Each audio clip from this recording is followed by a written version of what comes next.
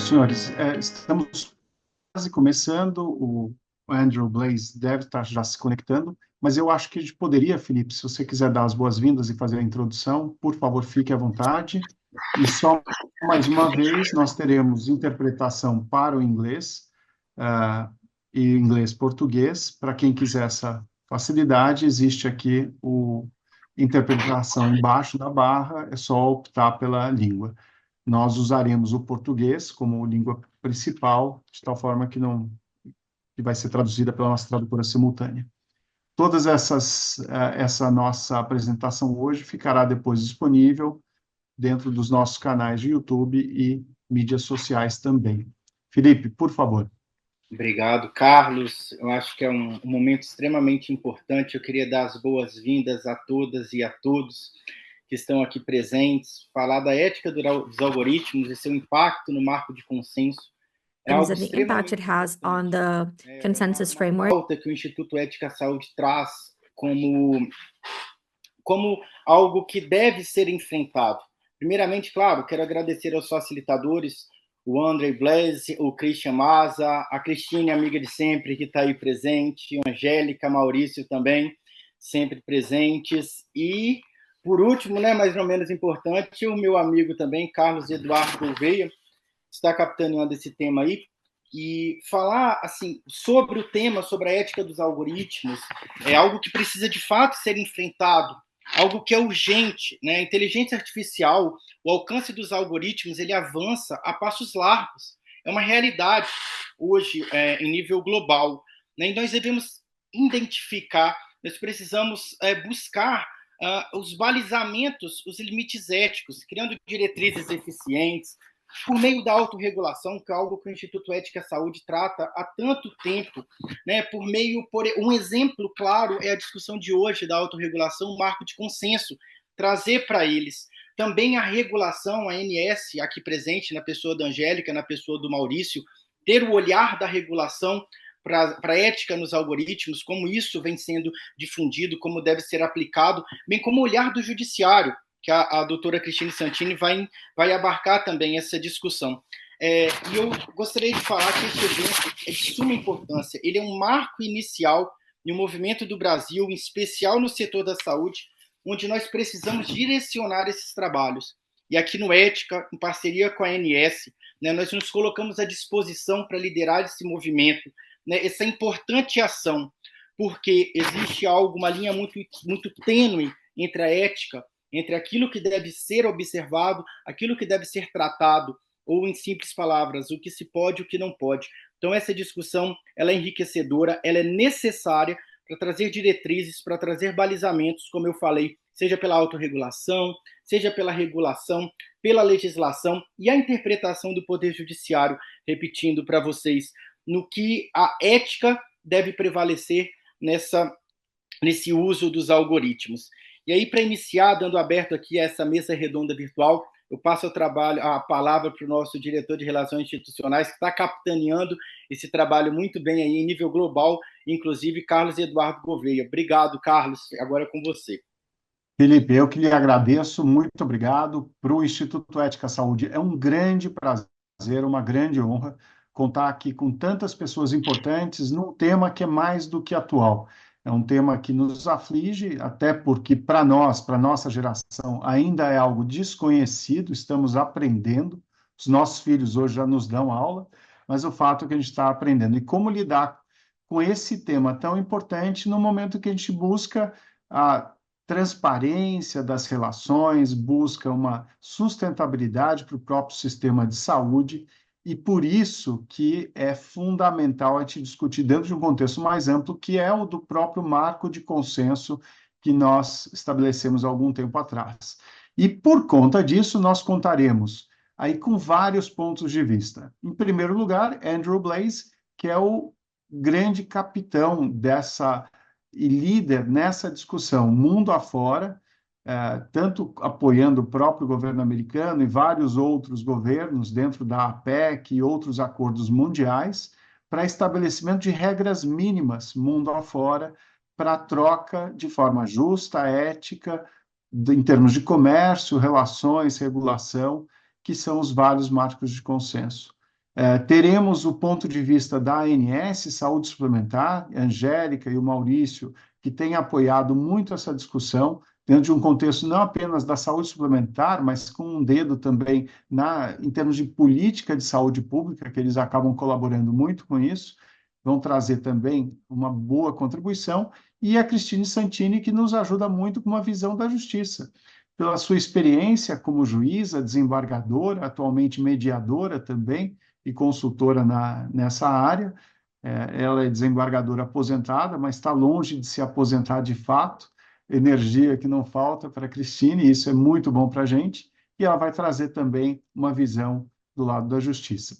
Christian Maza, por outro lado, integra aí toda uma série de entidades, não apenas pela América Latina, que é o que ele hoje, atualmente, ele é presidente da ALAME, e vai nos trazer uma experiência grande de visão dos sistemas de saúde pelo nosso continente, mas também é um grande educador e um dos líderes nessa discussão da algorética, que é um tema que, a partir de agora, nós ouviremos com muita e muita frequência.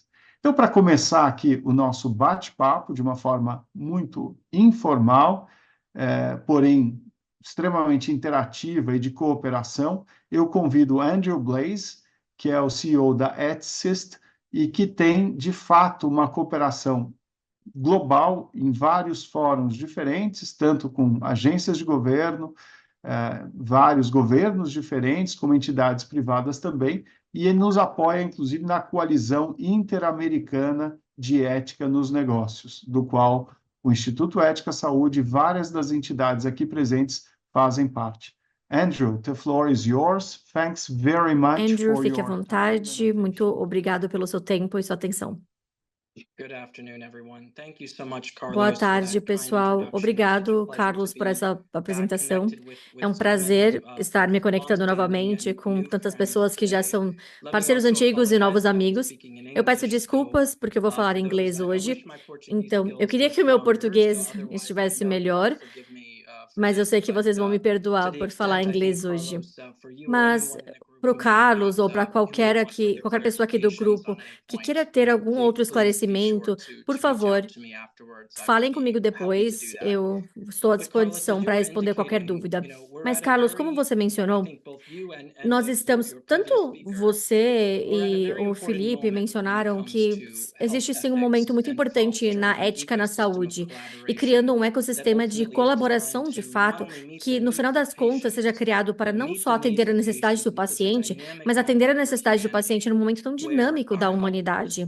Um momento no qual os sistemas de saúde estão evoluindo, novas pressões financeiras e econômicas estão chegando nesses sistemas, e o que eu sei que é o tópico de discussão hoje, cada vez mais o uso de tecnologias disruptivas no sistema de saúde e que acabam criando muitas ideias de como as pessoas podem trabalhar melhor juntas para ter não só os desfechos melhores, mas desfechos co-criados.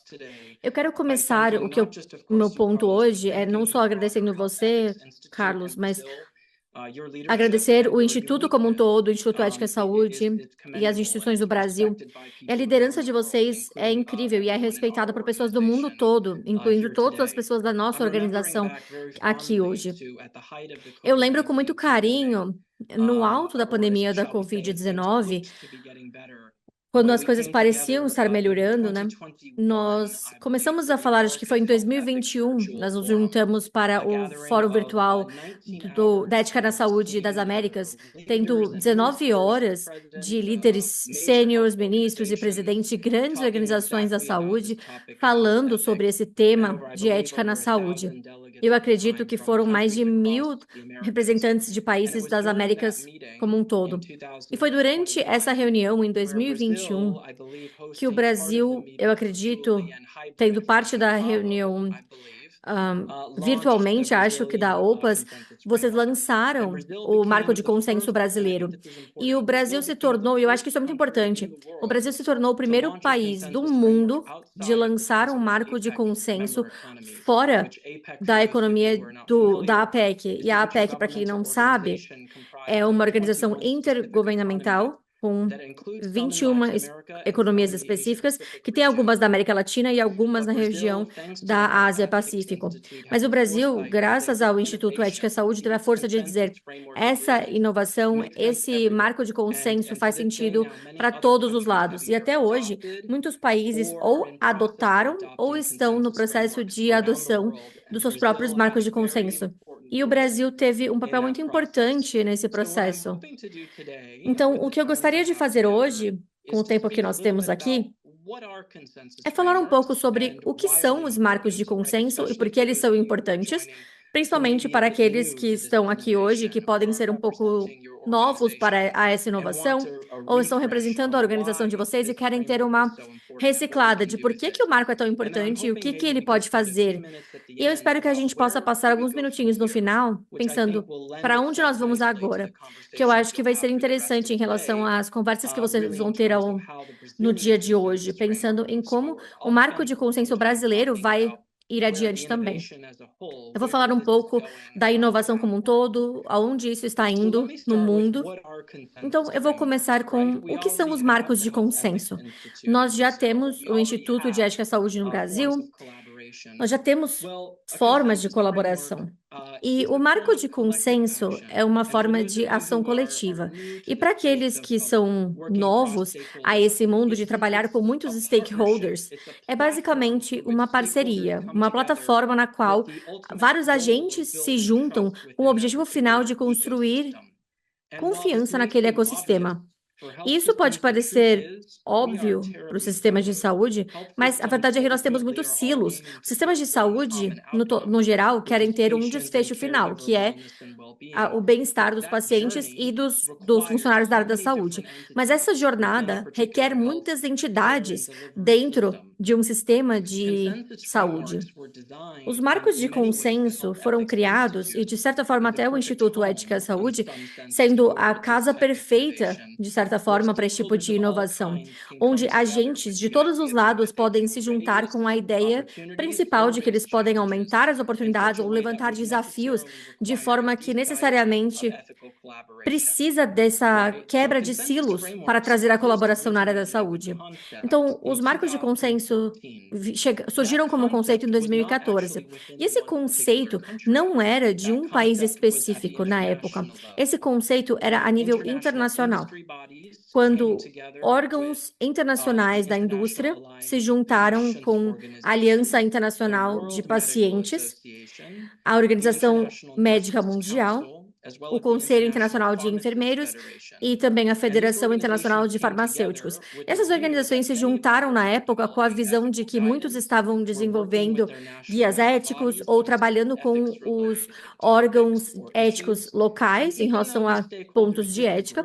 E apesar desses agentes discordarem em muitos temas importantes relacionados a, no fim das contas, como a saúde precisa ser entregue e avançada, o que todos concordaram era que não fazia sentido não ter uma plataforma de colaboração, não fazia sentido não ter uma plataforma onde esses agentes pudessem trabalhar juntos e construir uma base de confiança. E mesmo tendo desacordos, o objetivo seria o mesmo. Isso não iria se multiplicar e criando problemas que poderiam destruir o cuidado aos pacientes e o bem-estar. E até naquela época, em 2014, a Organização Mundial da Saúde foi uma observadora nesse processo. Claro que muitas coisas mudaram no nível global, principalmente desde a Covid, mas eu acho que vocês entendem, né? Existe uma ambição de dizer, será que a gente precisa fazer mais coisas aqui para criar essa colaboração ética entre esses grandes órgãos? E o Marco de Consenso Internacional criou basicamente um modelo de como seriam os marcos de consenso. Eles devem ter um grupo de normas e padrões éticos através dos quais os agentes poderiam colaborar. Um marco de consenso, e eu quero ressaltar esse ponto, um marco de consenso não é um código de ética, não é um código de conduta também. Cada organização mantém o seu próprio código de ética, o seu próprio código de conduta. O marco de consenso é uma plataforma baseada em princípio, através da qual os agentes podem colaborar em liderança ética e tomada de decisão nas áreas de ética da saúde. E como eu vou falar sobre isso, a gente pode ter esses códigos como parte do processo, mas eles não necessariamente precisam ser o mesmo dentro do marco de consenso. E esse foi um avanço importante no nível internacional, porque não somente começou a permitir a colaboração de coisas bem significativas. Então, por exemplo, eu sei que alguns de vocês aqui podem saber que a Organização Médica Internacional lançou uma declaração da saúde, que é muito importante, de como os médicos estão engajando em considerações bioéticas com seus pacientes. E pela primeira vez, essa Organização Médica Internacional conseguiu discutir e socializar uma discussão com todos os parceiros do marco de consenso internacional. E isso fortaleceu o resultado que veio desse processo, porque eles tiveram apoio e o buy-in. Então, muitas agentes conseguiram participar desse processo. E mesmo tendo vários pontos de desacordo, mesmo tendo um desejo que eles poderiam ter criado aquilo de forma diferente, houve respeito. E nós sabemos a importância do respeito. Um respeito que foi construído no processo para a inclusão da colaboração ética. E isso é o que os pacientes esperam, isso é o que o sistema de saúde espera. Eles esperam um ambiente no qual, mesmo que existam diferenças, existem plataformas disponíveis para que os agentes possam engajar nesse tipo de discussão, que no final das contas leva a resultados mais ótimos. Então, esse é um bom exemplo que, no nível global, nós conseguimos ter esse tipo de inovação e por que foi tão importante. Agora, não parou por aí. Em 2016, então 2 anos depois, vários países, principalmente Canadá e Peru, tomaram a decisão de que esse tipo de marco poderia funcionar no nível nacional, não apenas no nível internacional. Então, esses 2 países adotaram seus próprios marcos de consenso que juntava todos os agentes da área da saúde dentro dos seus próprios ecossistemas. E foi nesse momento que nós percebemos o poder da diversidade das abordagens. Quando era só o consenso internacional, as pessoas não entendiam muito bem o que era a inovação, o que aquilo poderia criar. E Canadá e Peru mostraram que as abordagens diferentes podem funcionar do seu próprio jeito. No caso do Canadá, o governo não está envolvido. Então, eles juntaram indústria, pacientes, profissionais da área da saúde de diferentes áreas em um modelo bem parecido com o marco de consenso internacional. No Peru, o governo, então a autoridade regulatória, que é similar à Anvisa, a DGMID no Peru, fez o marco de consenso. Então, o governo teve um papel central já nesse outro país, nesse processo de colaboração. E como resultado, de certa forma, isso aumentou a adesão muito rápido. Então, tivemos 24, 25 membros, com várias organizações líderes criando esse marco. E eu devo dizer que o marco não é, por exemplo, uma plataforma para empresas individuais, na minha opinião.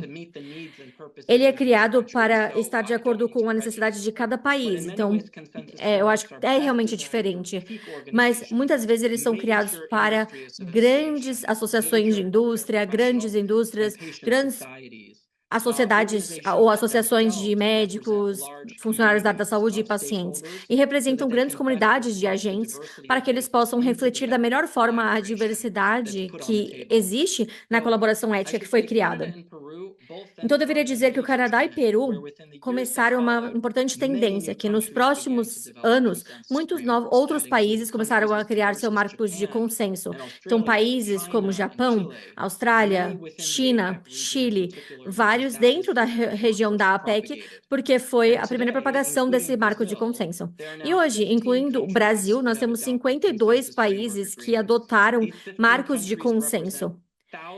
Desses países, eles têm mais ou menos 400 organizações que participam ativamente nos marcos de consenso, e eles representam milhares de empresas, e eu devo dizer, milhões de profissionais da área da saúde e bilhões de pacientes. Agora, todos são representados em marcos de colaboração ética, que são os marcos de consenso. E nós estamos no início.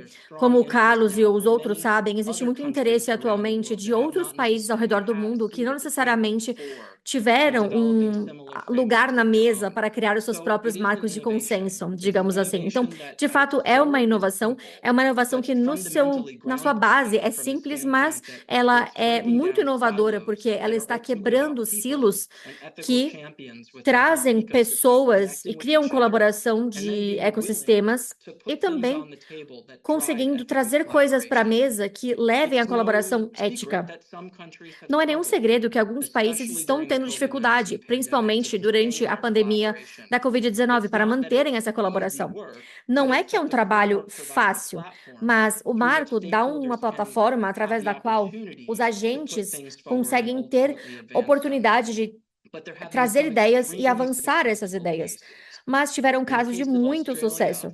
No caso da Austrália, por exemplo, eles tiveram um engajamento tão forte de tantos atores do ecossistema, incluindo os ministérios da saúde, tanto federal quanto estadual, que agora que eles têm 85 organizações membros representando todos os aspectos, literalmente, do sistema de saúde australiano. E é administrado pela Sociedade de Profissionais da Saúde, não pela indústria e nem pelo governo.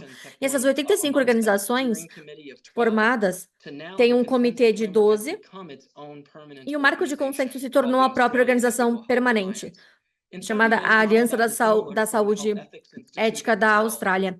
E não é diferente do Instituto Ética e Saúde no Brasil.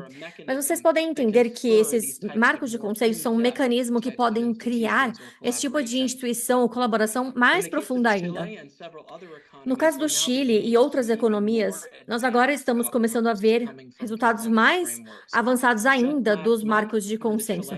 No mês passado, através do marco de consenso chileno, então não tão longe do Brasil, o Ministério da Saúde, que é um membro do marco de consenso, anunciou, graças à colaboração acontecendo entre os parceiros do marco de consenso, que está com 30 membros atualmente, do marco de consenso chileno, o ministro da Saúde conseguiu lançar um novo programa, no qual eles vão agora pedir um grau de integridade, então um certificado de integridade para todos que queiram engajar nessa área, co-desenvolvido com todos os membros do marco de consenso chileno. Ou seja, para você conseguir fazer qualquer trabalho com o governo, então comprar medicamentos e etc. com o governo, eles precisam trabalhar com o processo que foi criado pelo marco de consenso em relação à ética. Então, essa é a trajetória que o Ministério da Saúde anunciou para compras da área da saúde para o governo. Então, agora estamos vendo o desenvolvimento de políticas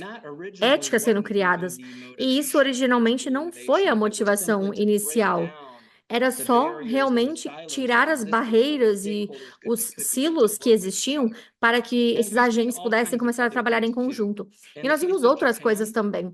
No caso do Japão, todos que foram trabalhando junto para criar treinamento na área da ética. Então, esse treinamento para os médicos e profissionais da saúde estava alinhado.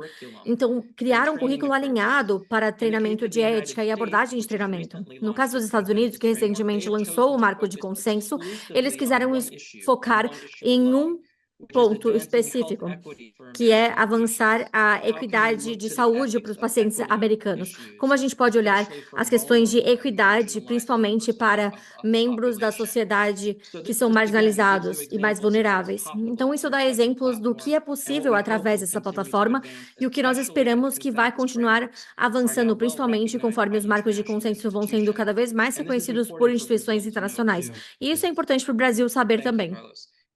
Obrigado, Carlos. Não é apenas a APEC, mas as Nações Unidas, OCDE e muitas outras instituições estão reconhecendo os marcos de consenso como inovações no sistema da saúde para avançar em tomar de decisão ética e também lutar contra a corrupção. E para onde nós vamos daqui? Muito importante para o Brasil, eu acredito que uma das coisas que nós estamos vendo de vários marcos de consenso, incluindo o marco de consenso internacional, que acabou de celebrar o 10º aniversário, então foi 10 anos desde o primeiro desenvolvimento desse marco. Eles estão pegando a ética em dados e inteligência artificial e olhando para isso de forma significativa. Então, no futuro, acho que nós vamos ver colaboração em áreas interessantes como tecnologia. Mas não parando aí, nós vamos ver outros tipos de inovação vindo dos marcos de consenso em si.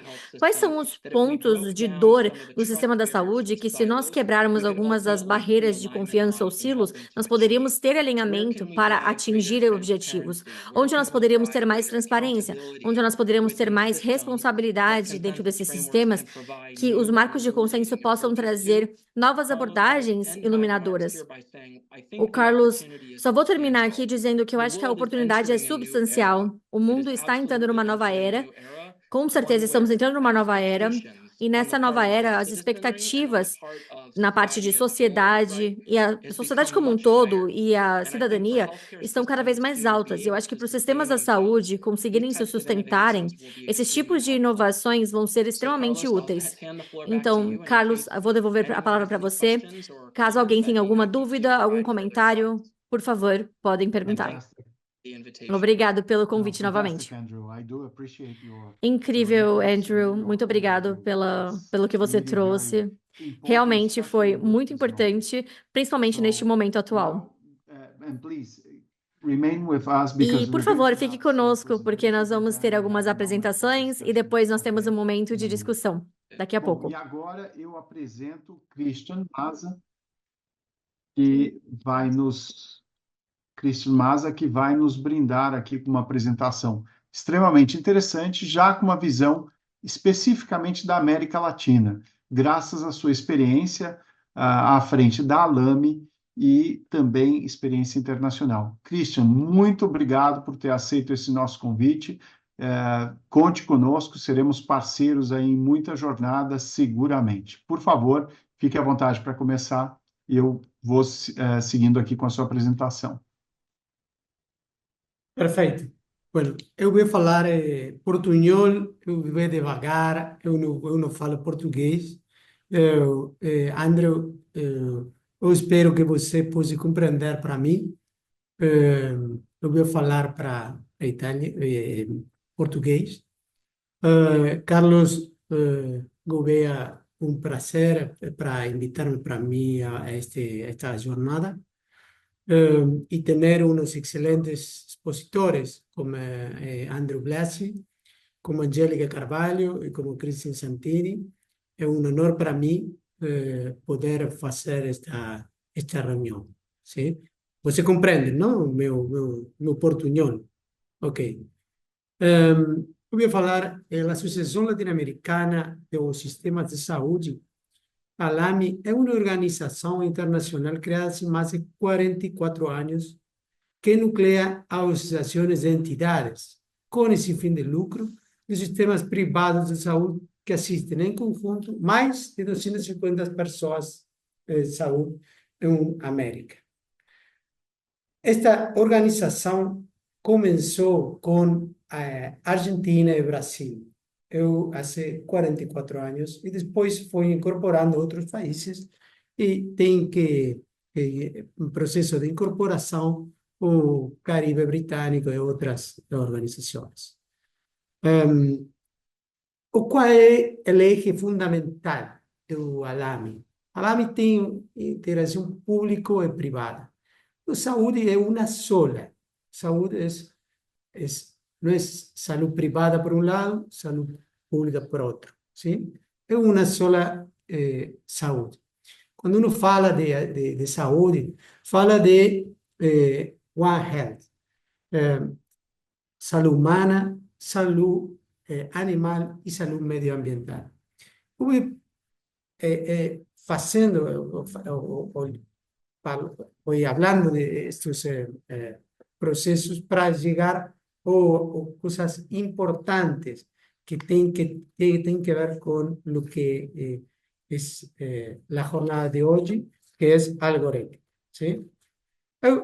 Tem desafíos y dimensiones de la organización del sistema de salud. ¿Sí? Primeiro, tem que direitos sociais de saúde, bases jurídicas, normativas e participação social. Andrew falou de alguns decisores de saúde pública, organização de pacientes, inovação, regulação, por exemplo, a Anvisa, a ANS, outras organizações que você conhece. Eu tenho organismos internacionais, Chile, China e outros que ha falado. Tem que ser tem que ser instituições internacionais que têm que funcionar, trabalhar juntos por um objetivo.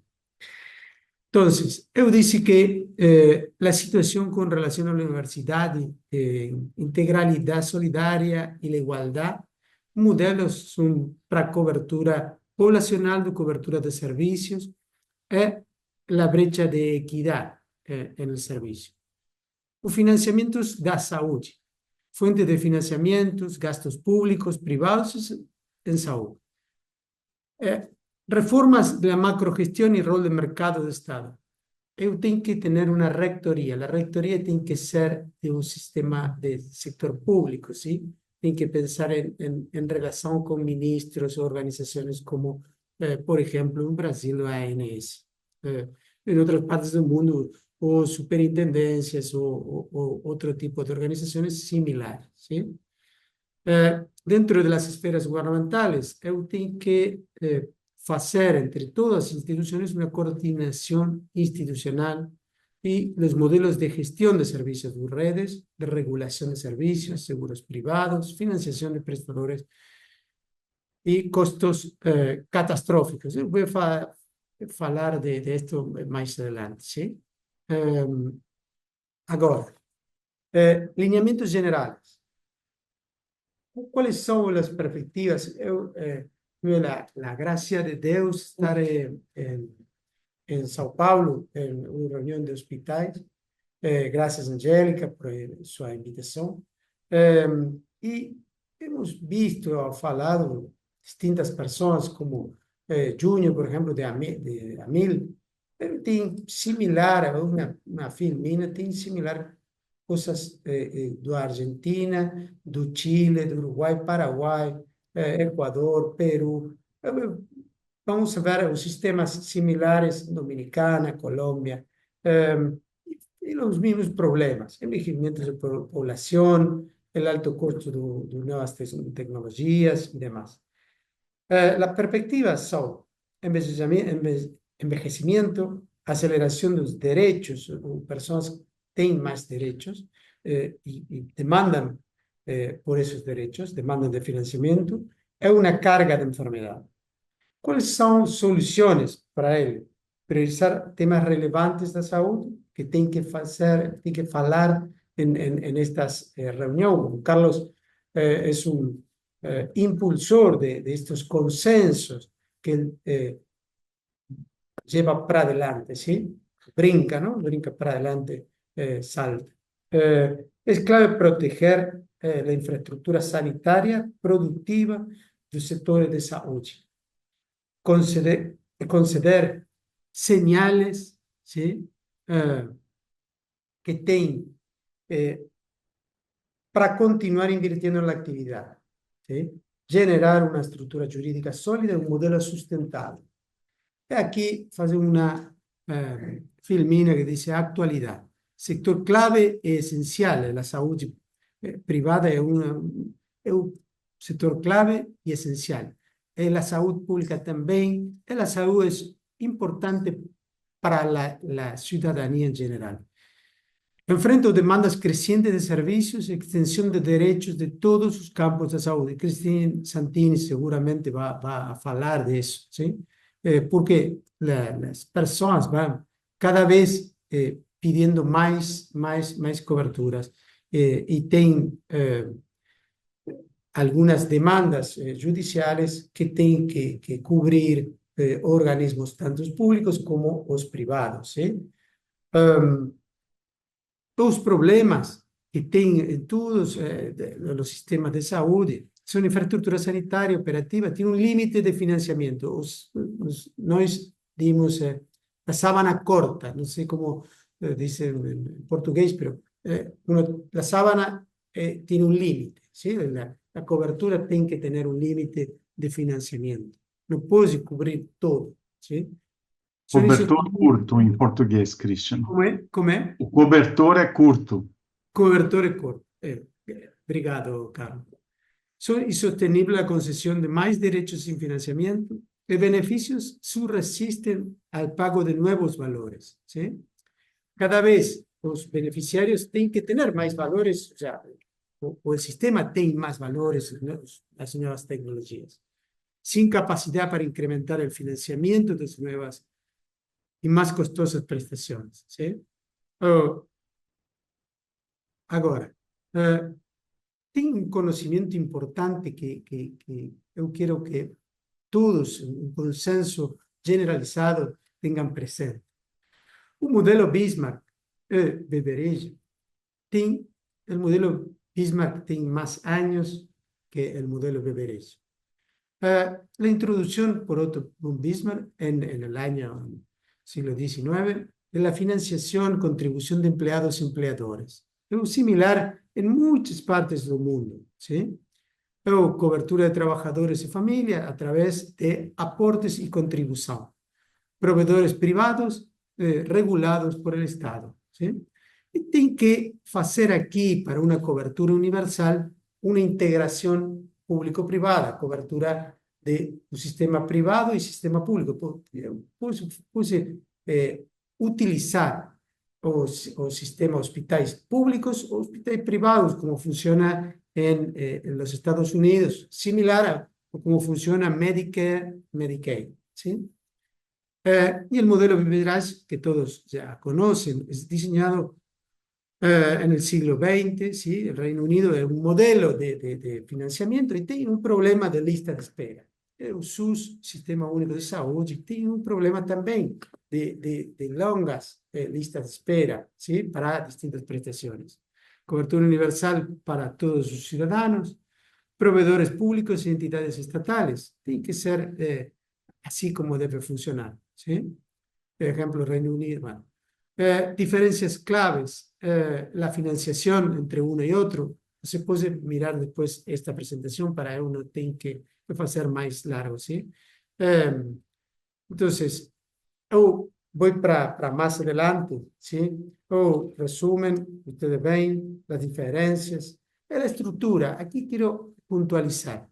Tem distintas estructuras de distintos países. Si você ve a la izquierda, ve sectores, fuentes, o sea, los fondos donde salen los proveedores, ¿sí? Y los beneficiarios.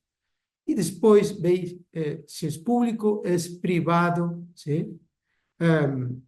Y, por ejemplo, Fuerzas Armadas, otras, es similar a otros países. O sea, tienen un sistema público que se financian con impuestos, es un sistema Beveridge, y un sistema Bismarck que es aportes y contribución, ¿sí? Si mira después, Colombia tiene algo similar, o que están tratando de trocar un cambio de un sistema, ¿sí?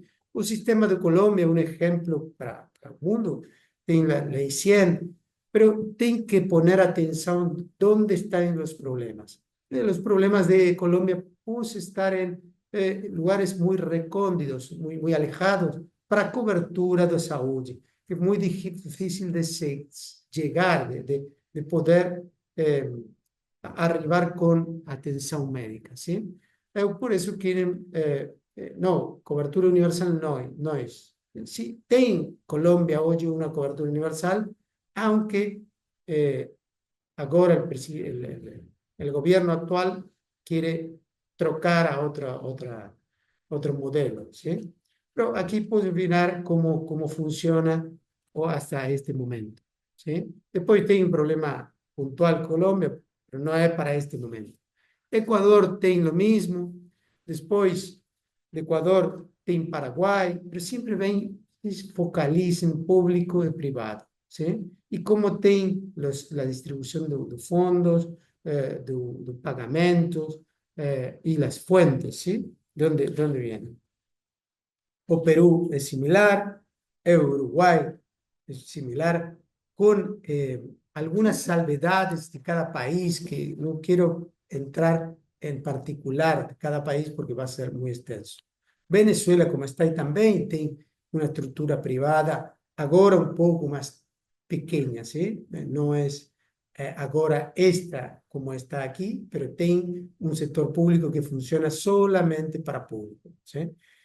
Argentina tem também, tem um setor público e um setor privado. Podemos dizer que seguridade social é aportes e contribuições, como as EPS de Colômbia, ¿sí? Se financian por aportes y contribuciones. Pero se dice seguridad social por cómo está financiado, ¿sí?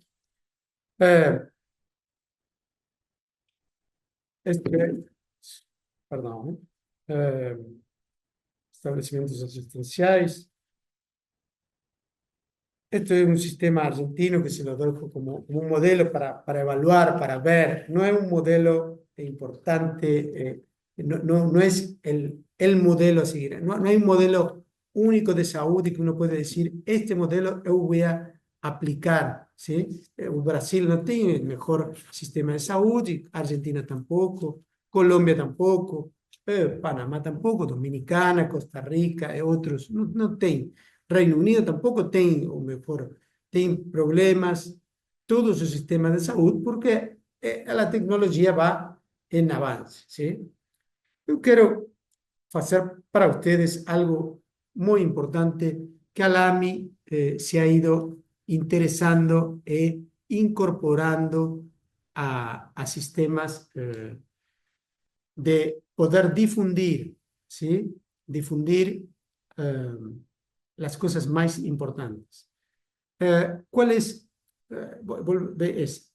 os desafios a futuro? Tem que mirar a revisión de canasta básica de prestaciones, ¿sí?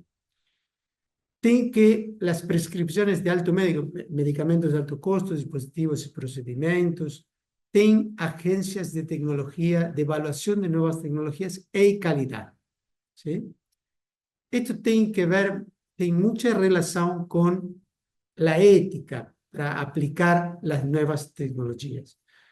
La funcionalidad de la Agencia de Evaluación de Nuevas Tecnologías y Calidad, como he dicho, creación de fondos solidarios, fondos de redistribución. Tienen que generar algún fondo, por ejemplo.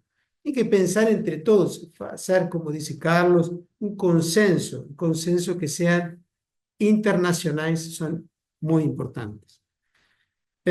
Nós fuimos hace más de 10 años, cuando Papa Benedicto, fuimos caminando en un proceso de esfuerzo laical de nuestra parte para acercar a salud a la iglesia y poder discutir no importa la religión de cada uno, sino poner un ámbito de discusión de lo que es la ética do gerenciamento da saúde. Porque tudo o que he falado antes tem que ver com a ética do funcionamento da saúde.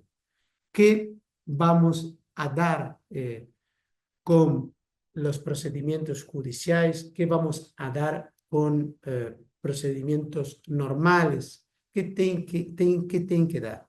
Então, fuimos do Vaticano y empezamos a ir caminando por esta vía. Ahora hemos formalizado un seminario de ética en el gerenciamiento de la salud, que este año se va a hacer el 25 de noviembre al 29 de noviembre. Carlos ha sido invitado como profesor para poder dirigir ao público ou a población y presentar ao Papa la ética, ¿sí?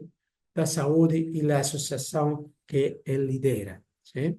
Entonces, ¿qué pensamos cuando falamos de los seminarios? Tem que poner o poderes legislativos o poderes judiciales e involucrar, ¿no? Poderes ejecutivos, como Anvisa, ANMAT, COFEPRIS, en otros países, ANS, superintendencias, demás, ¿sí? Entonces, os tres poderes, poder legislativo, ejecutivo, judicial, son importantes para debatir esto en saúde. No pueden estar separados, tienen que estar todos juntos. Y no hay que olvidar su academia de medicina, o sea, la formación de la salud. La formación de la salud está con los decanos de distintas universidades, cómo tiene que salir el recurso humano, que es un recurso muy valioso, escaso en la región o en el mundo. Tienen que trabajar con ellos, tienen que hacer escritos, trabajos, poder dejar todas las sillas ocupadas en todos los foros que participa da saúde. Tienen que estar legislativo, judicial, y vuelvo a insistir, ejecutivo y educación. ¿Sí? Los seminarios de ética da saúde tienen un temario, ¿sí? Que tem, por exemplo, tem determinantes sociais da saúde, acesso à saúde, equidade do sistema de saúde. A equidade é o importante que seamos equitativos com o ser humano, ¿sí? Y trabalhar como paciente, como personas primeiro, não como um número, ¿sí? Sino tem que falar e trabalhar com pacientes como persona humana, ¿sí? Inteligencia artificial o bioética, ¿sí? El impacto de esas tecnologías de salud, cómo van a impactar ahora en este nuevo mundo, que tiene un rol muy importante en la Universidad de Formación Humanística. Desafíos de sistemas sanitarios de Iberoamérica, no puedo decir ahora solamente de América Latina, porque va involucrado gente do Brasil, perdón, de Portugal, exministros, funcionarios, bueno, jueces y también de España, ¿sí? Hacer la ética en el fin de la vida, ¿cómo va a atender o la persona en su fin de la vida? ¿Cómo va a acompañar? O la sociedad, no solamente la sociedad en general, sino la sociedad científica, la sociedad de salud. Es muy importante. Carlos es un experto en esto. Voy a dejar que él pueda hablar y podamos después discutir o intercambiar, ¿sí? Mejor que discutir.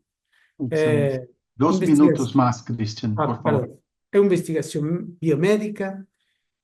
O poder legislativo de bioética. O poder legislativo de bioética tiene mucha experiencia en Europa. Y nos vamos a ver en este seminario del fin de noviembre. Invito a todos los participantes que quieran participar, pueden preguntar a Carlos, Angélica.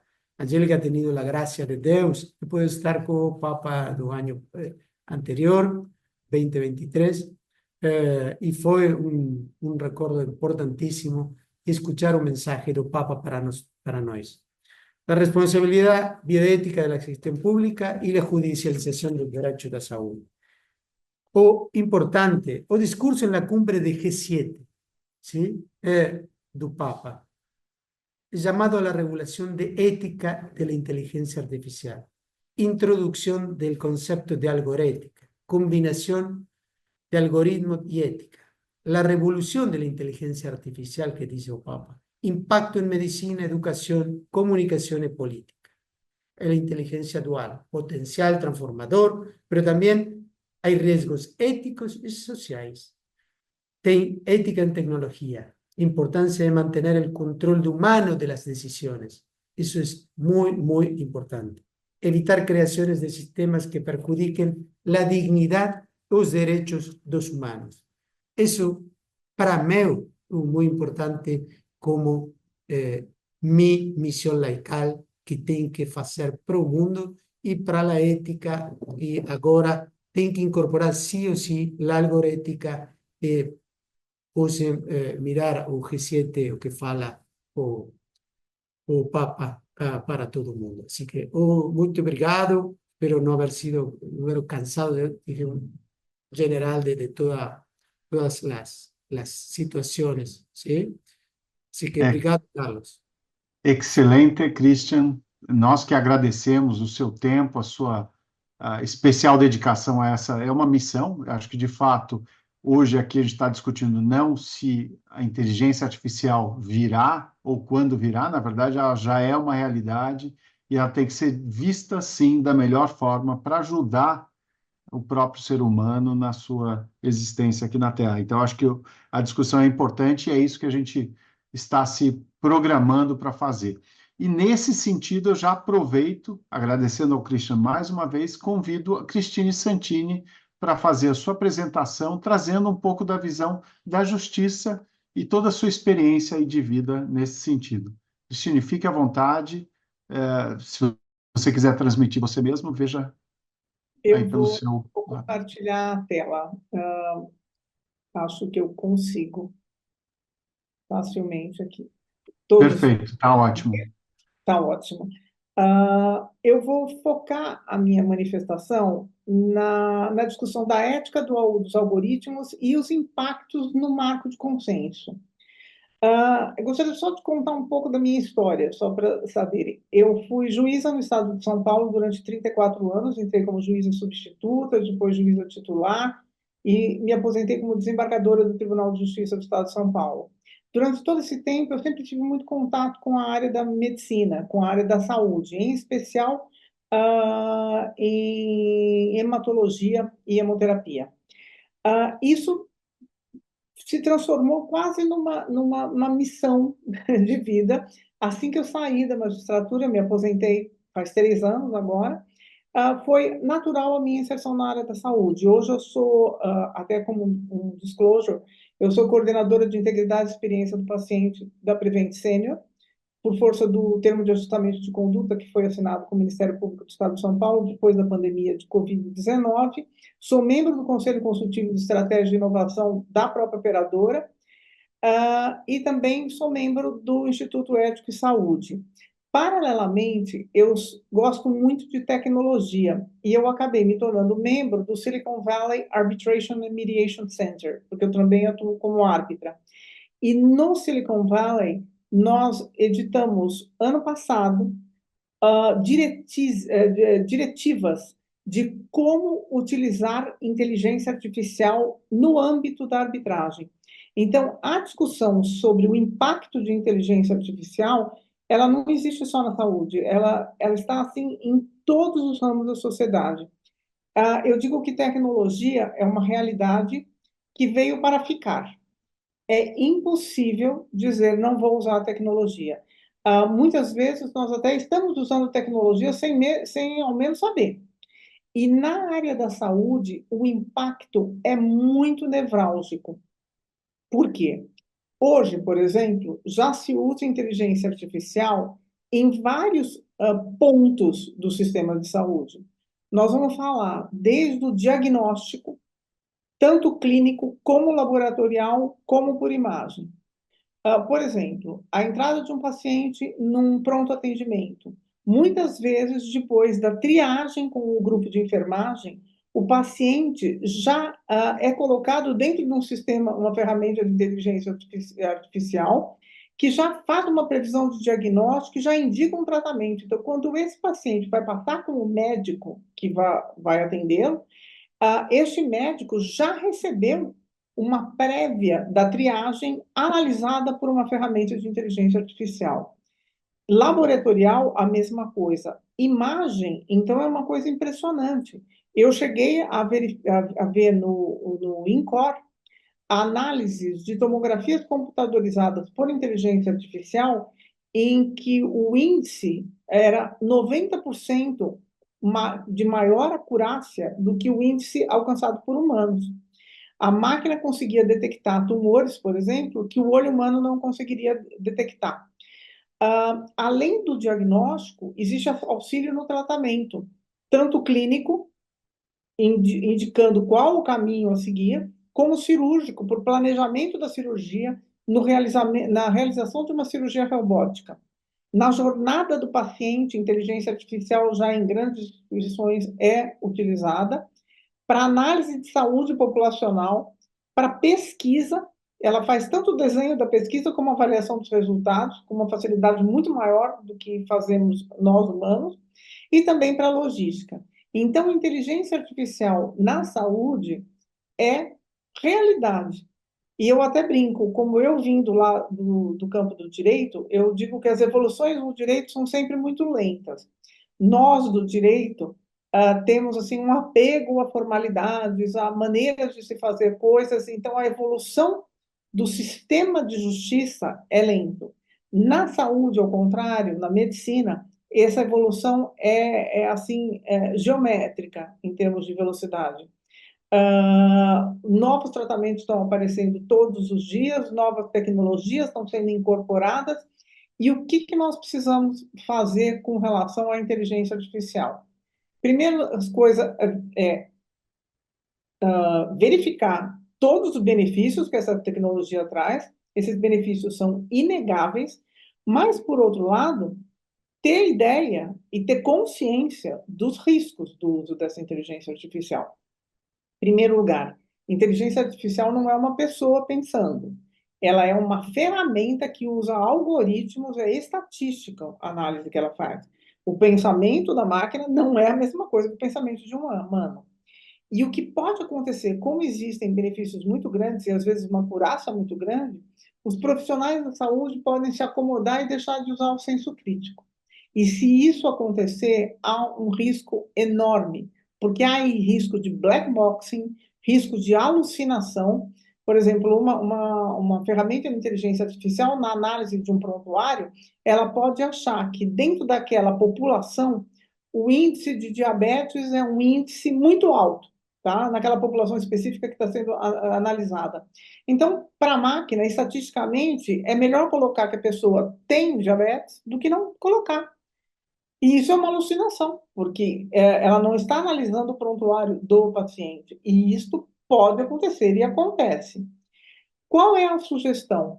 É que esses sistemas de inteligência artificial não forneçam a solução de uma forma seca. Ele forneça a solução e também indique quais os dados que foram utilizados para alcançar aquela solução.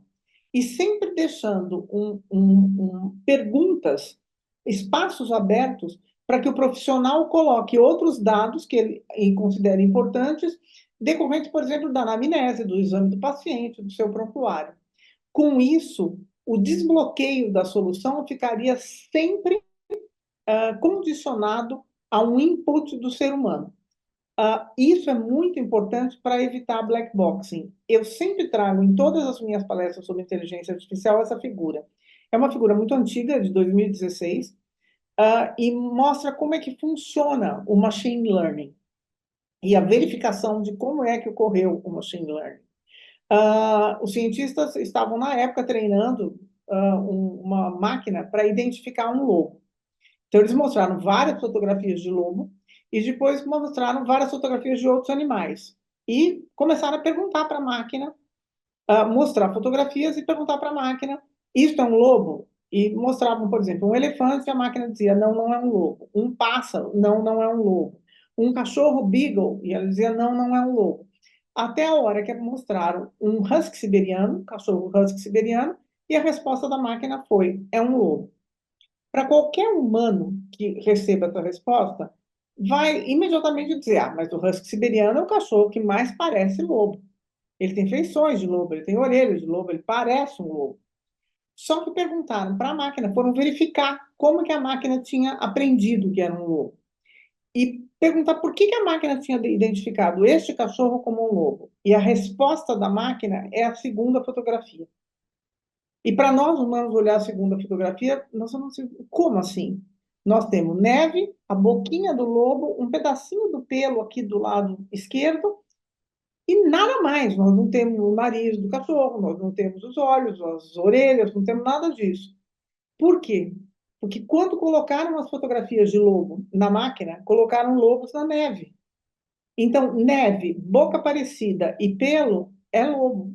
É assim que uma máquina pensa. Ela não pensa como um humano. E é muito importante que as pessoas que usem ferramentas de inteligência artificial tenham esta consciência. Porque usar esta ferramenta não é a mesma coisa de estar lidando com outro ser humano. A possibilidade de haver um erro, de haver uma alucinação, de haver um black boxing, que a gente não sabe de onde que veio isso, é bastante grande. Ela obviamente, ela é controlada, mas um ser humano tem que ter senso crítico para avaliar a solução que foi dada. Quais são as preocupações principais no uso de inteligência artificial? É evitar que essas conclusões substituam o senso crítico de um profissional, assegurar que a conclusão final sempre esteja nas mãos de um ser humano e assegurar para que não haja transferência da responsabilidade para um terceiro. Perante o paciente, perante a pessoa que está como alvo daquele tratamento, a responsabilidade sempre tem que ser do profissional que utilizou a ferramenta. Esse profissional tem que entender que inteligência artificial é uma ferramenta a seu dispor, uma ferramenta valiosíssima, mas que ele continua o responsável por todo o processo. Na verdade, na hora que ele usa aquela ferramenta, ele é responsável, inclusive, pelo uso da ferramenta. Outras questões éticas, quando a gente fala de uso de tecnologia, é que os dados ficam cada vez mais valiosos. Quem é dono de dados hoje é uma pessoa muito poderosa no mercado.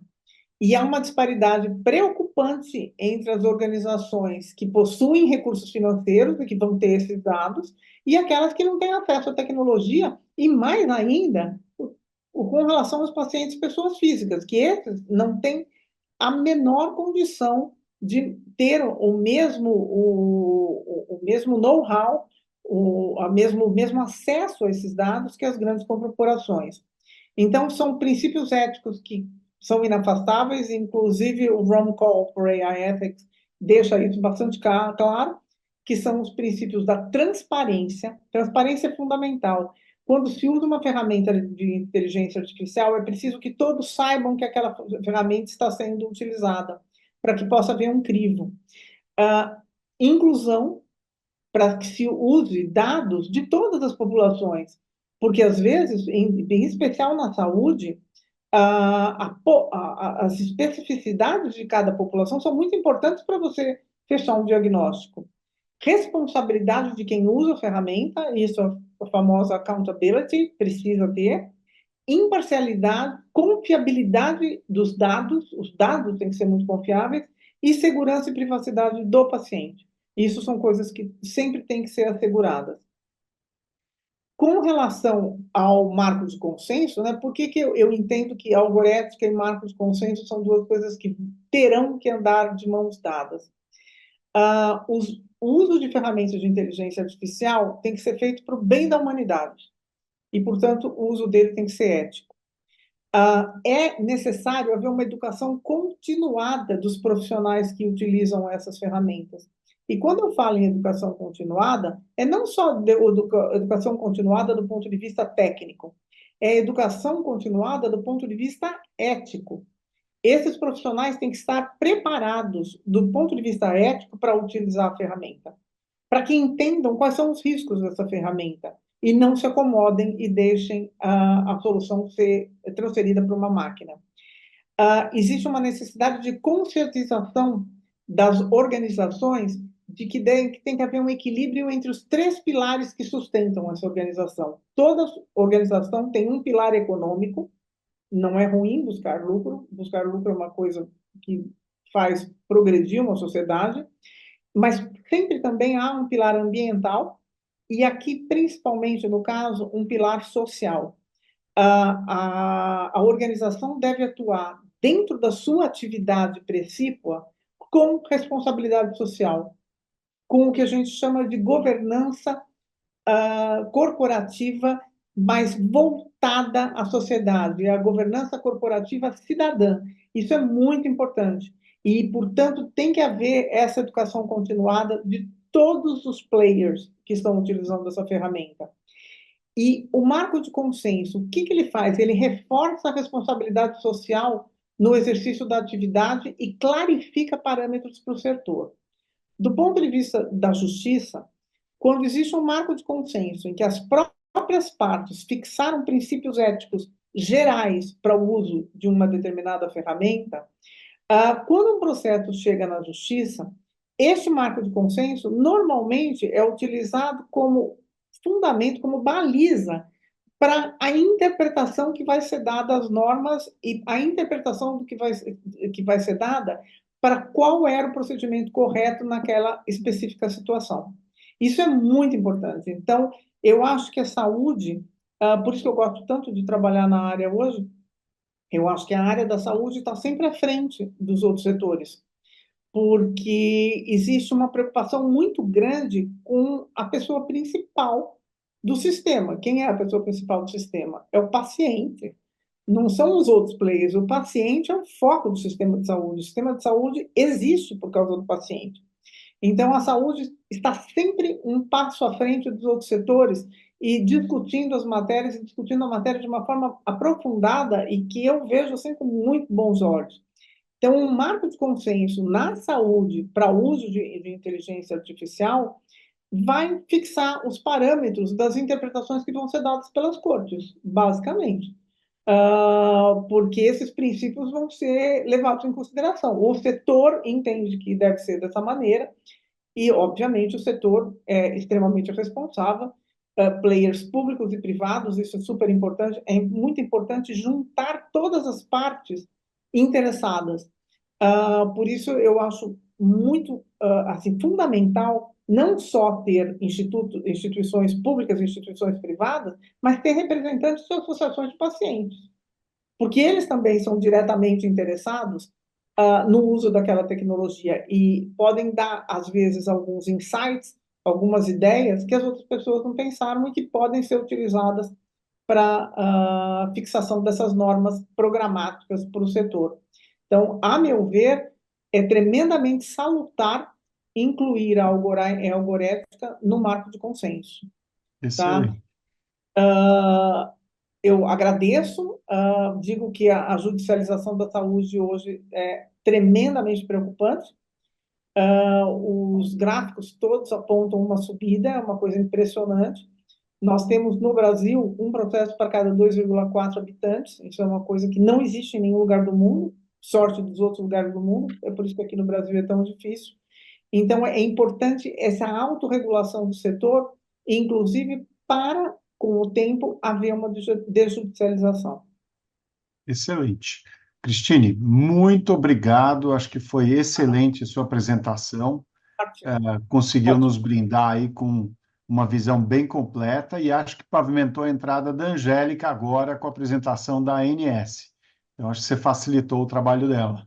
Muito obrigado. E, Angélica, a palavra é sua.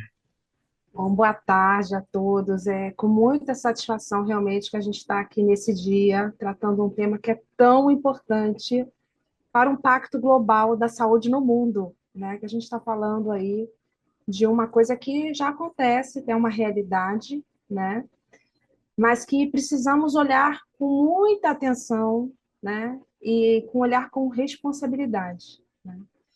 Para mim fica um pouco difícil, Carlos, no final aqui falar depois de tanta gente boa iniciando esse debate com o Andrew, né? Queria agradecer imensamente as contribuições que ele trouxe. Eu acho que nortearam a importância da vanguarda no Brasil em relação ao marco de consenso, né? Da responsabilidade do nosso setor de saúde de levar isso adiante. Eu acho que isso é um ponto importantíssimo e um diferencial, né? Agradecer imensamente o Christian, porque acho que o Christian é o grande educador que propiciou aí o despertar da consciência das lideranças no Brasil também em relação à algorética, né? Então, a oportunidade que o Christian deu da gente estar lá ano passado com o Papa Francisco, e nós tivemos aí 3 mensagens do Papa importantíssimas para o setor de saúde brasileiro, não só para o Brasil, mas para o mundo. Mas eu, como representante do Brasil, trouxe essa mensagem, que era que pensássemos em cuidar da saúde e não da doença, né? Pensássemos nos vulneráveis, né? E pensássemos nos impactos da tecnologia para que ela possa vir para melhorar cada vez mais o cuidado, a ampliação do acesso, inclusive para os vulneráveis. E aí, nesse mote, o Papa traz, né, essa preocupação com a questão da ética na saúde e com a importante missão de, no campo da inteligência artificial, pensar em estabelecer pactos éticos para que a gente possa ter aí as ferramentas disponíveis para ampliação do acesso ao diagnóstico, ampliação do cuidado, da atenção do cuidado para o beneficiário, para o paciente, para a população, e considerando as diferenças. Eu acho que esse é o grande mote, né? E o Brasil, quando ele foi falando isso, eu fui vendo a diferença, aqui que eu falava muito para a gente, porque o Brasil é muito diferente. As regiões do Brasil são muito diferentes, as comorbidades são diferentes, somos racialmente diferentes também. E isso é importante para uma visão, né? Quando a gente pensa do ponto de vista de avaliação do impacto sanitário, de uma visão epidemiológica e do uso da inteligência artificial e de algum tipo de viés dentro dessa organização de saúde no nosso país. Então, isso veio para um exercício de casa, digamos assim, para que a gente pudesse pensar como a gente poderia estar influenciando para a transformação disso. E aí foi muito, muito carinho e com muita alegria que o Carlos nos recebeu pelo Instituto Ética em Saúde, com o nosso acordo de cooperação técnica da ANS, e oportunizou aí essa discussão do marco de consenso, que é tão importante trazermos esse ponto para a discussão. E aí eu vou fazer uma pequena apresentação para vocês aqui.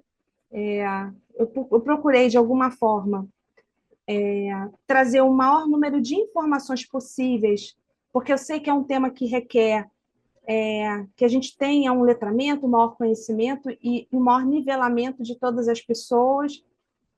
Eu gostaria de colocar aqui que não foi possível a presença do Maurício, porque ele agora está se dividindo comigo numa pauta urgente também da diretoria, mas colocou aqui o agradecimento e chancelando aqui tudo que a gente está apresentando para vocês aqui no dia de hoje, tá bom?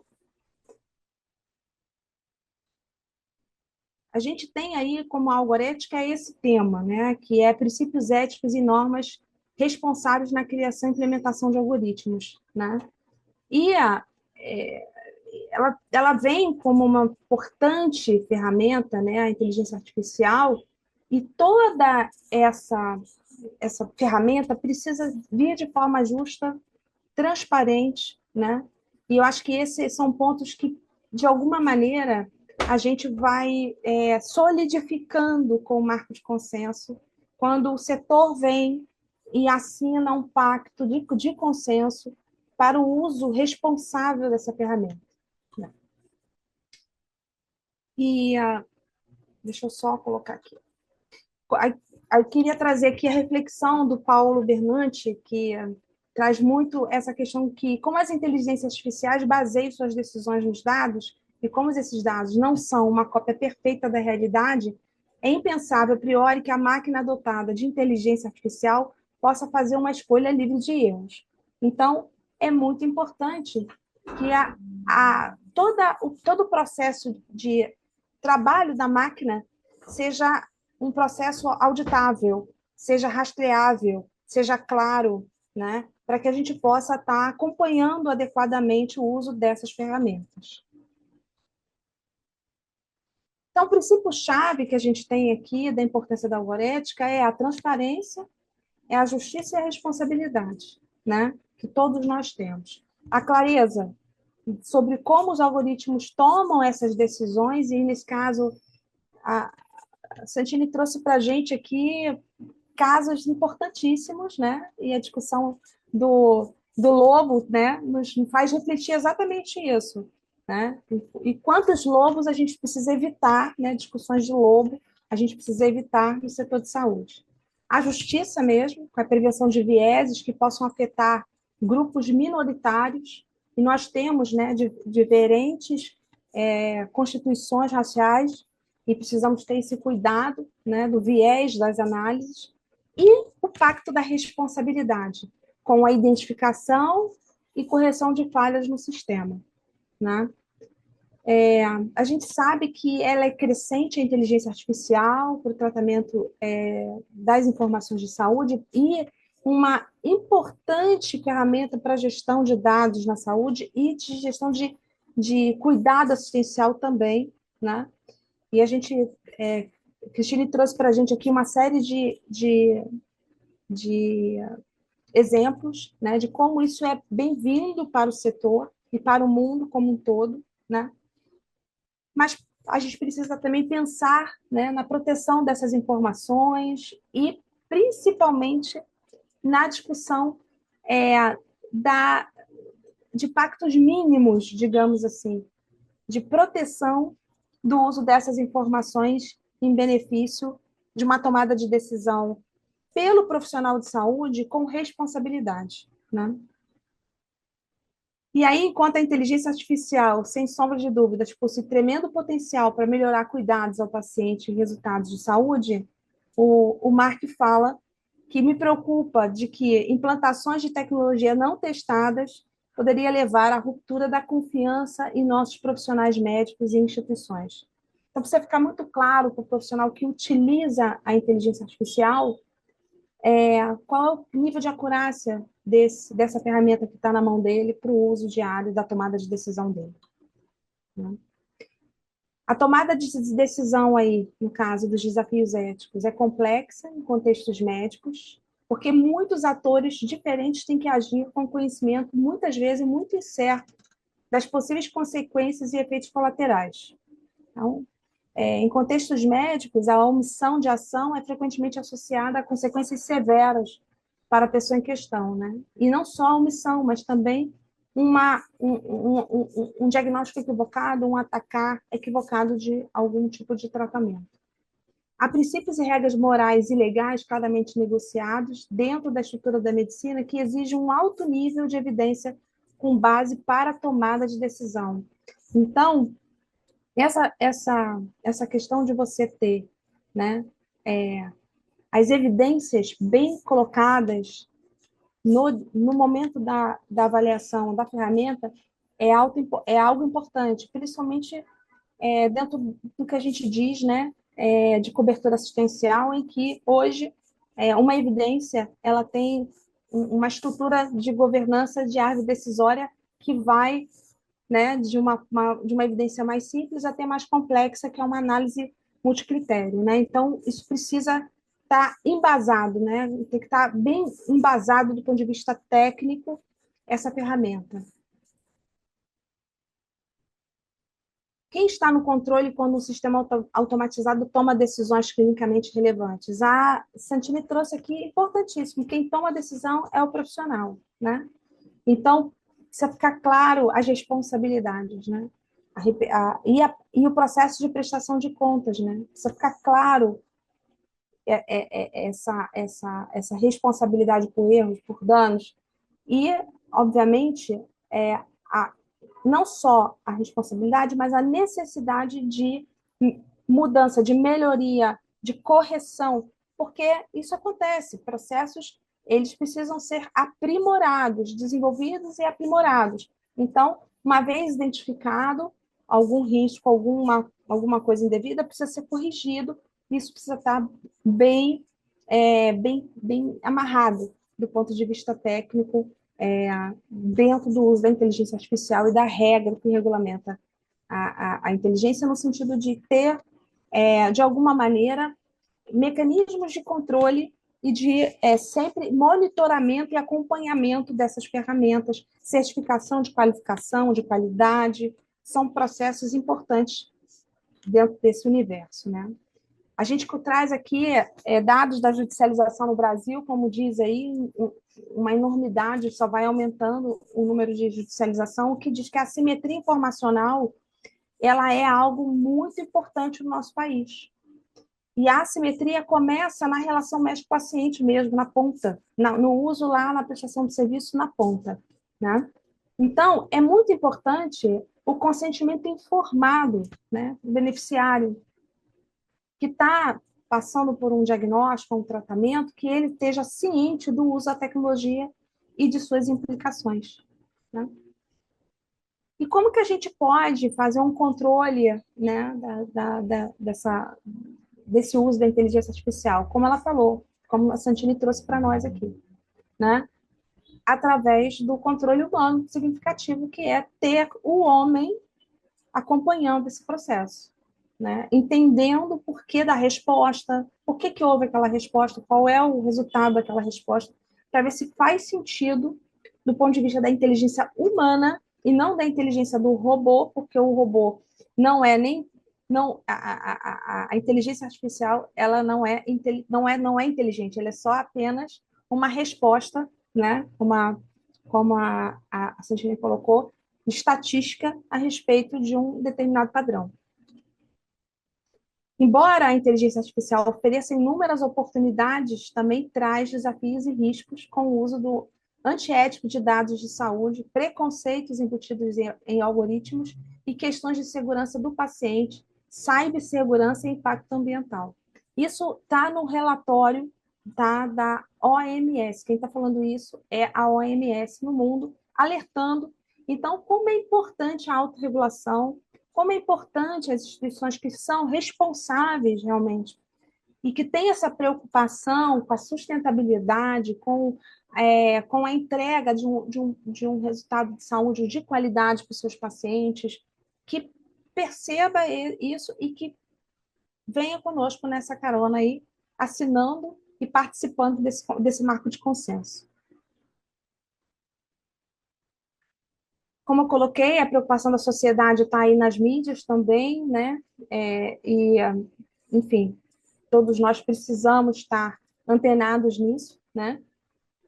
E hoje a gente tem a OMS trazendo diretrizes e estratégias para que a gente possa ter um compromisso das instituições com o uso ético dessa tecnologia. Então, a primeira coisa é o controle humano das decisões, né? Responsabilidade dos desenvolvedores, aqueles que desenvolvem as tecnologias, são responsáveis por monitorar e garantir o pleno funcionamento das ferramentas, além de cumprir todas as normas de segurança. Transparência no desenvolvimento, né? É importante isso. A capacitação profissional, e isso precisa ficar claro que para aqueles que estão utilizando a ferramenta, que aquilo ali é apenas um insumo para uma tomada de decisão, não é a decisão não está tomada pela inteligência artificial, né? É importante. E isso também não é decisivo, né? Num país como o nosso, em que nós temos aí muita judicialização, é importante que a sociedade entenda que a inteligência artificial é apenas uma ferramenta para mais uma, digamos assim, mais um elemento para ajudar na tomada de decisão, mas que a autonomia decisória é do profissional da área de saúde que está cuidando do médico mesmo, que vai fazer o tratamento médico. A diversidade de dados, né? E aí, nesse caso, as tecnologias devem ser treinadas com base em dados diversos, que incluam diferentes nacionalidades, gêneros e raças, para evitar algoritmos viciados e promover a equidade. E a avaliação contínua, né? Precisam ser continuamente avaliadas, monitoradas quanto à sua performance, para que qualquer problema seja rapidamente identificado e corrigido, né? Nesse sentido, eu trouxe aqui, né? Nós fomos chamados lá no Vaticano, tivemos aí a sensibilidade em relação às práticas da algorética e novos sistemas de inteligência artificial. Tivemos a oportunidade pela agência participar também, de alguma forma, com o marco legal da inteligência artificial no Brasil, levando a importância da algorética para o avanço responsável da inteligência artificial na saúde, né? Estamos agora com a revisão do Pacto Setorial com o Instituto Ético em Saúde, e isso para a gente traz muita felicidade.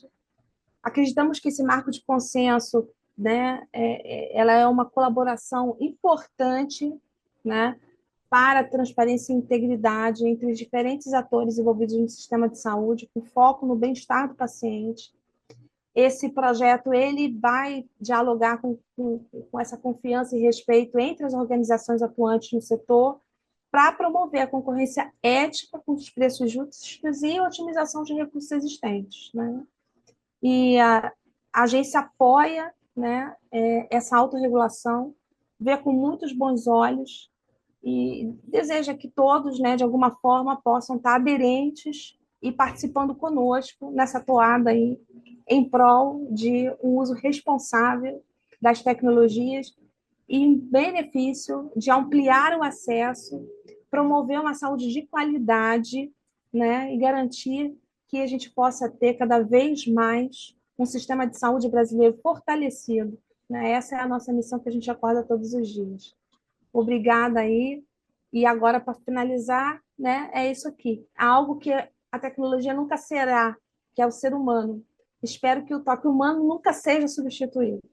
E que isso possa ser realmente algo difundido e entendido, que ela não substitui o ser humano, que ela é parte do conteúdo decisório, que o ser humano é a parte principal desse processo.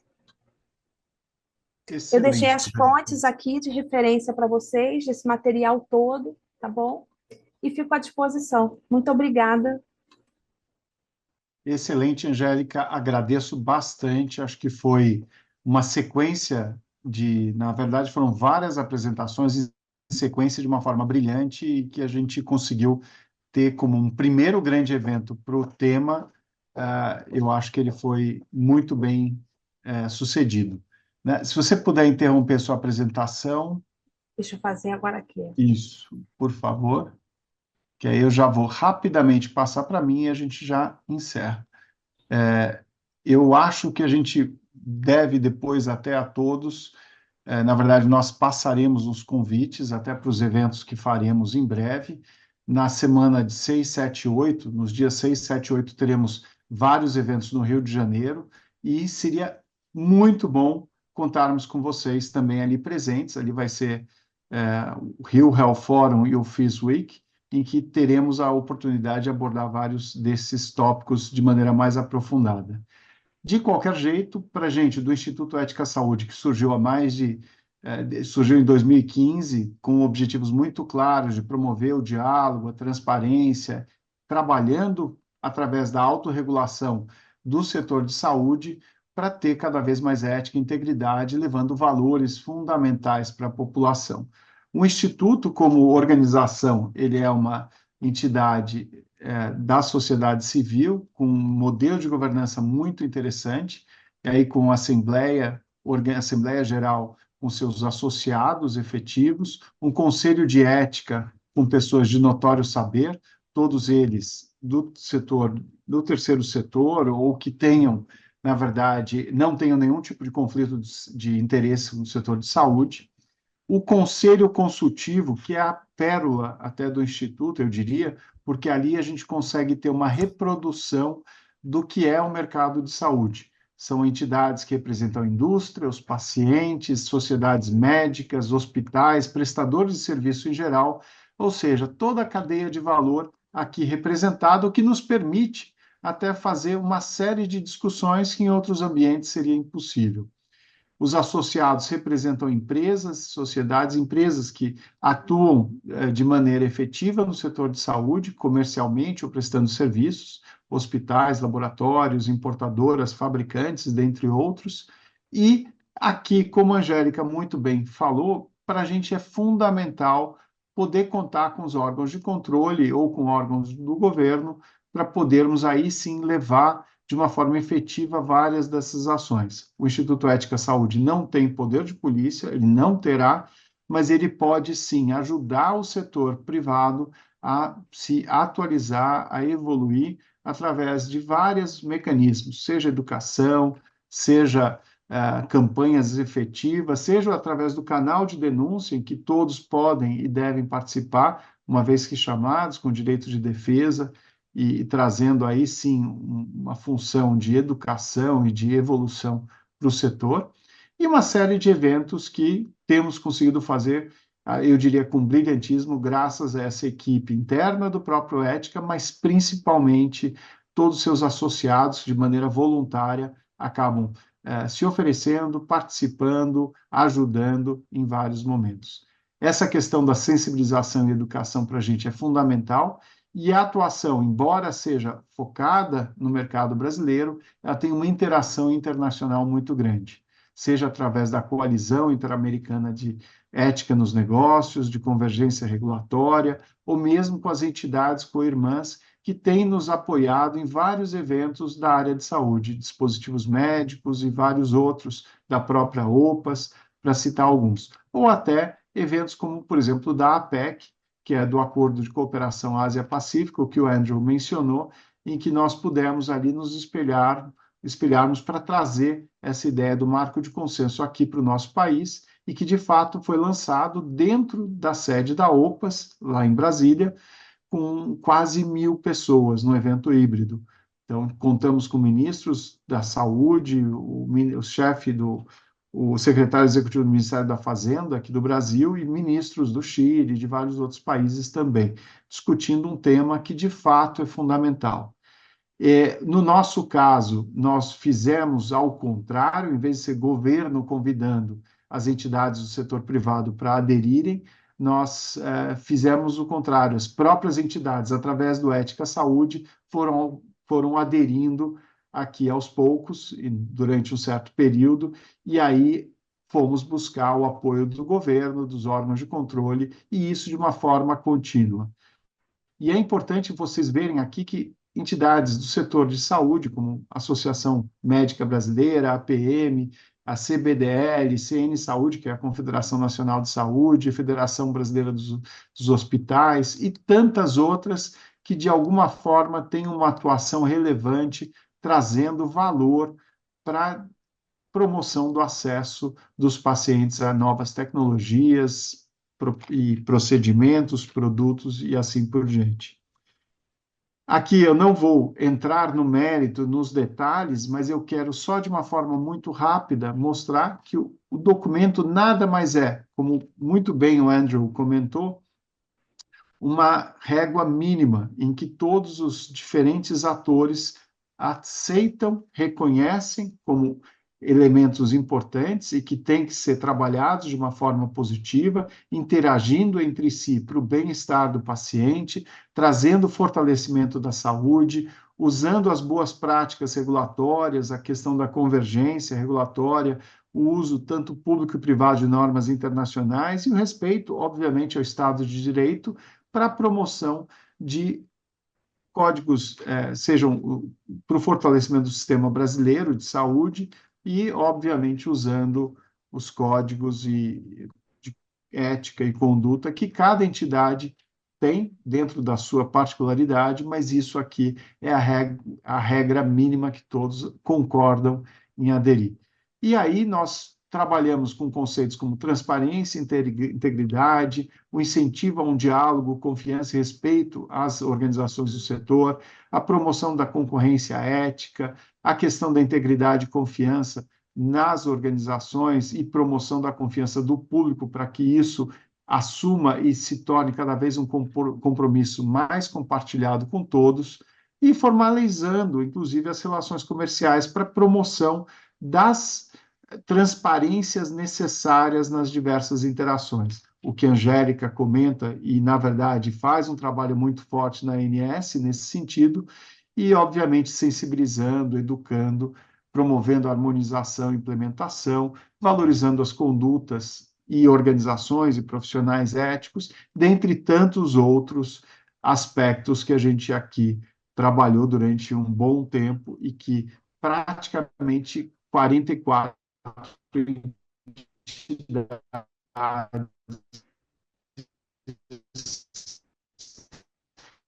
de alguma forma já aderiram, estão em processo de adesão. E aí são entidades como sociedade civil, a gente aos poucos foi buscando.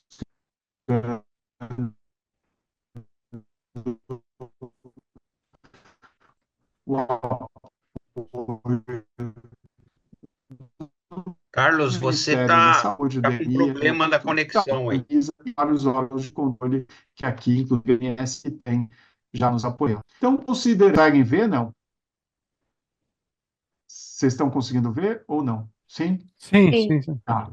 Então, de qualquer jeito, aqui, o que a gente propõe, na verdade, é uma atualização do marco de consenso, trazendo alguns pontos adicionais ao que já está acordado. Então, tanto o reconhecimento de que o uso de ferramentas de inteligência artificial, embora seja inovador e possibilite a melhoria de processos, ele apresenta limitações, vieses e riscos que podem gerar erros nos resultados, as alucinações, como a Cristine Santini muito bem ponderou.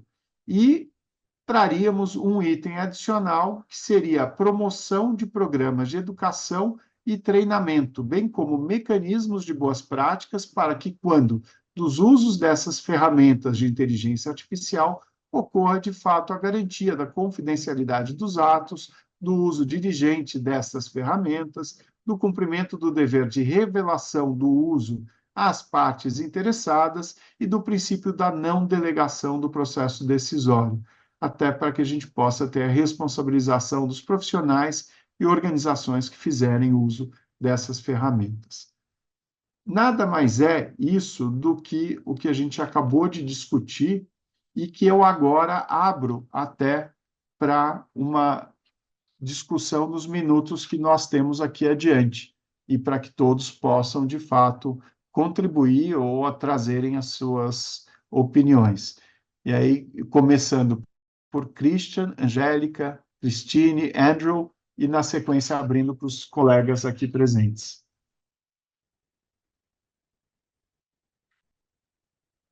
Christian? Carlos, na verdade que você falou muito bem, você hizo diferentes oradores, palestristas, bem falaram em sequência, bem sequenciados. Gostou, Andrew, gostou, bueno, eu tenho que falar de LAMI e de organização de consenso e de ética ou saúde e tem que fazer o que disse o Papa. O Christine é brilhante também, me gostou muito, muito, muito. Angélica eu conheço e falou muito bem e puso na prática do inteligência artificial do processo de outros palestrantes. E você, Carlos, é um jogador bueníssimo, um jogador de futebol, não? Falou bem, armou bem o equipo. Me parece que todos entendimos o fim de este acordo que vamos a firmar en 8 de novembro en Rio de Janeiro. Eu vou ir para lá. Eu tenho o honor de Carlos ha invitado para hacer isso. E depois, em fim de novembro, vamos a apresentar do Vaticano. Muito importante. Estou aberto a todas as perguntas dos assistentes. É um orgulho para mim poder enriquecer a ética da saúde e a ALAMI, todas as comunidades de saúde. E tem bem claro, por isso ressalto a participação de Christine, que a judicialização é importantíssima e Christine levou a la prática do algorética muito, muito bem. Assim que, muito obrigado. Excelente. Angélica, Christine, Andrew, would you like to say anything before we close? Thank you, Carlos, and thank you, everyone. This has been Obrigado, Carlos, e obrigado a todos. Essa foi uma sessão incrível e, de fato, é fantástico ver o momentum que foi construído com tantos parceiros no processo do Marco de Consenso Brasileiro. Eu queria estender a oferta, e eu sei que o Carlos e outros aqui hoje podem coordenar, se isso for útil, é claro, mas eu planejo estar em São Paulo no dia 3 de dezembro, acompanhando reuniões da OCDE em relação à anticorrupção e integridade no dia 2 de dezembro. Então, se alguém estiver interessado em falar sobre o marco de consenso brasileiro, ou falar sobre membros, enfim, eu aloquei um tempo no dia 3 de dezembro, mas só se for útil para vocês. Novamente, foi um prazer estar com vocês hoje e espero vê-los em breve. Thank you, Andrew. E Obrigado, Andrew. considere já aceito o convite e o nosso compromisso no dia 3 de dezembro. Então, só para vocês saberem, teremos 6, 7 e 8 eventos no Rio de Janeiro, durante a FISWeek e o Rio Health Forum, e no dia 3 de dezembro, às margens da reunião do OCDE aqui em São Paulo, teremos mais um outro evento também, todos serão convidados. Angélica, suas palavras?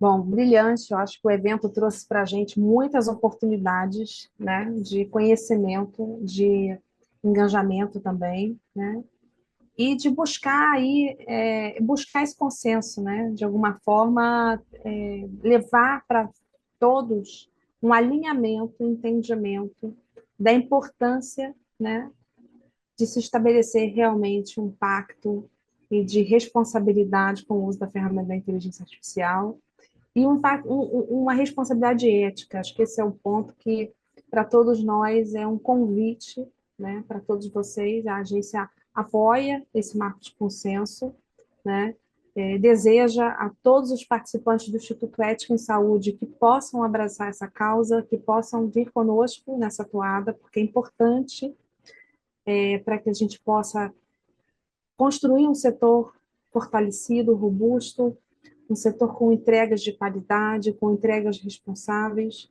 Nós já somos vanguarda nesse processo de responsabilidade, do cuidado do paciente. Temos um sistema de vigilância epidemiológica no Brasil muito fortalecido, de cuidado sanitário, de todo um aspecto de cuidado e de responsabilidade das empresas e indústrias brasileiras. A gente percebe a seriedade de todas elas, o alto grau de compromisso ético e técnico, e nós desejamos aí que todos possam vir conosco, né, assinar esse marco, que é um passo inicial, mas fundamental, essencial, para a gente chegar a alguns resultados maiores ali na frente.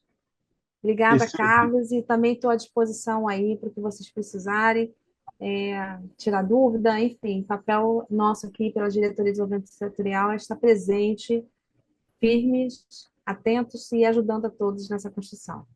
Excelente, Angélica, sua colaboração, apoio, amizade são extremamente importantes para o Ética e a gente aprecia bastante. Eu vou convidar a Cristine para suas considerações e, na sequência, vou convidar o Glaucio Pegorin, que está aqui conosco, primeiro presidente do Instituto Ética e membro do Conselho de Administração, depois para fazer as considerações finais em nome do Ética. Cristine, você primeiro, por favor. Antes de mais nada, eu gostaria de agradecer a oportunidade, é um prazer imenso estar com todos. Andrew, Christian, perdi o nome, desculpa, Angélica, e eu gostaria de realmente ressaltar a importância do papel do Ética e Saúde. O Instituto Ética e Saúde, ele nasce pequeno, ele nasce de um problema ocorrido com as próteses no Brasil, aquela fraude. Então, ele nasce de uma ideia, de uma situação ruim e floresce para ser o que ele é hoje. Eu acho Ética pioneiro e realmente está liderando uma discussão que todas as partes interessadas no setor estão cada vez mais se juntando. Eu vou ter o prazer de estar com todos no Rio de Janeiro, eu vou no dia 6, volto no dia 7, eu não vou poder ficar no dia 8, mas o que puderem e o que precisarem da minha colaboração, eu estou absolutamente aberta Carlos, já nos conhecemos há bastante tempo, né? Começamos a discutir e é um prazer imenso ter estado aqui com vocês hoje. Excelente, Cristine. Mais uma vez, muito obrigado por sua parceria. E Glaucio, por favor, se puder falar aqui e dar suas Bom, considerações, por favor, meu amigo. mas primeiro agradecer a todos vocês, né? Tem gente nova aí que eu não conhecia, pelo menos eu não lembro, com certeza alguns não conhecia. Foi muito boa a explanação do Christian Maza, da Angélica Carvalho, que na época também eu andei garimpando muito lá na ANS, mas na época a gente não conseguiu evoluir. Mas eu acho que tudo tem seu tempo, né? Eu acho que é amadurecimento e tal. A doutora Cristine Santini, que eu vi que ela tem uma experiência muito grande nessa área, então eu acho que tem muito a contribuir com a gente no Ética Saúde, né? E Gouveia, né, que eu não preciso nem dizer nada, né? Nosso grande amigo aí e colaborador, que é um marco dentro do Ética Saúde.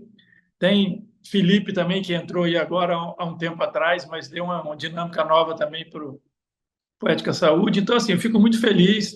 Dr. Sérgio Madeira, tem a Viviane Miranda, que estava aí também agora há pouco, mas eu acho que não está, né?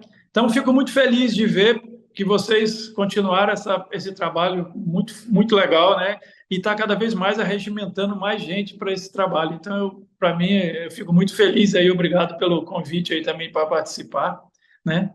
E um grande abraço a todos. Perfeito, senhores. Nós pretendíamos ter terminado às 4h30, mas a discussão estava tão rica que eu deixei correndo, porque acho que valia a pena, e de fato valeu demais. Então, agradeço a todos. Por Eu favor. só queria fazer um ponto só que eu esqueci. A doutora Cristine Santini falou né, que o Ética saiu, na verdade, daqueles problemas lá no Rio, mas, na verdade, quem estava lá no início sabe que a gente começou antes, né? Foi muito engraçado que a gente começou antes daquilo acontecer. E aí eu lembro que a gente foi em dezembro, todo mundo foi para suas casas, a gente ficava aí igual um doido em São Paulo, passava a maior parte do tempo aí rodando o Brasil todo, catequizando todo mundo, os distribuidores, hospitais, essas coisas todas. E aí quando a gente chegou em casa, todo mundo já estava nas suas casas, estourou aquilo que, se não me falha a memória, foi logo perto do Natal, Ano Novo, alguma coisa assim. E aí, foi depois, né? Ah, tá. E aí a gente começou a se telefonar um para o outro e assim falando, tudo que podia acontecer para ajudar a gente seria isso, né? Então, na verdade, o que foi um grande problema para a nossa área, manchou muito, na verdade, deu um impulso muito grande para a gente também, tá bom? Mas é isso. Desculpe aí, um abraço. Excelente, Glaucio. Eu acho que excelente. E, de fato, de lá para cá, a gente conseguiu crescer de uma forma vertiginosa e graças à colaboração dos vários atores. Tanto que esse marco de consenso é o marco de consenso para colaboração multissetorial na ética da saúde. E assim, conto com todos vocês para continuar construindo isso. Esse documento é um documento vivo. Nós vamos acrescentar agora essa parte da inteligência artificial, da ética dos algoritmos, porém, durante o ano de 2025, a gente vai abrir um grupo de trabalho específico, e aí o Andrew Blaze vai nos ajudar, conto com a ajuda do Christian, de todos que estão aqui, para a gente evoluir e ir aprimorando. Eu não tenho dúvida de que esse será uma grande referência, um benchmark para os nossos colegas latino-americanos e até de outros continentes também. Mas eu acho que a gente, quem sabe, vai ter um grande marco de consenso aí global num futuro. Gente, muito obrigado, agradeço a todos, peço àqueles que tenham dúvidas que depois nos encaminhem pelo e-mail do Ética Saúde e, se puderem, que compareçam aí nos eventos que nós vamos fazer no Rio de Janeiro e depois dia 3 de dezembro em São Paulo. Gente, muito obrigado e até a próxima. Um abraço. Um abraço. Muito obrigado. Obrigado. Obrigado. Obrigada, tchau. Tchau.